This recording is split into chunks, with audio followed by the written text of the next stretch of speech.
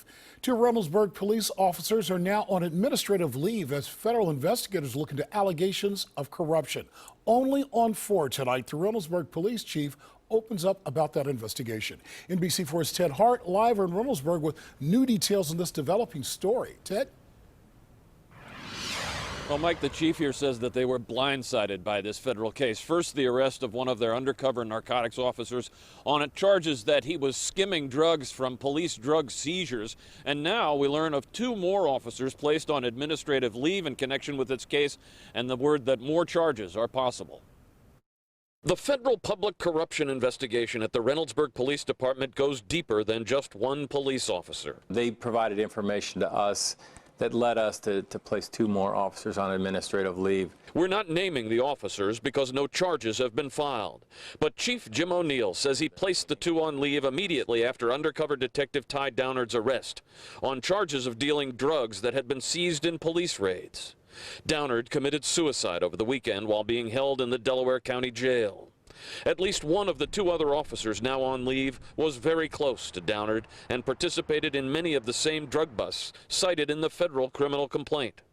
The chief says policy calls for redundancy by officers documenting drug seizures. In these instances, it appears as though the redundancy didn't necessarily work because both of the people that were involved in the seizure were in on the issue. Cases of police misconduct create a lot of work for the prosecutor's office. Ron O'Brien says Downard was listed as a witness on 50 drug cases since 2013, all of which must now be reviewed and defense attorneys notified. Chief O'Neill says he's not sure if or when federal authorities might file additional charges against either of the other 2 officers, but he's confident the department will emerge stronger in the long run. We're going to try and not only find out what the problem is, but what the cause of that problem was. And we'll move forward. We'll fix those issues. And the chief said an internal audit is underway here, focused largely on narcotics investigations and evidence handling, and he said some procedural changes have already been made.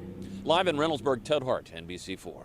Thank you, Ted. Also new tonight, the Delaware County coroner says a second Delaware County jail inmate who died Monday most likely died from a medical condition.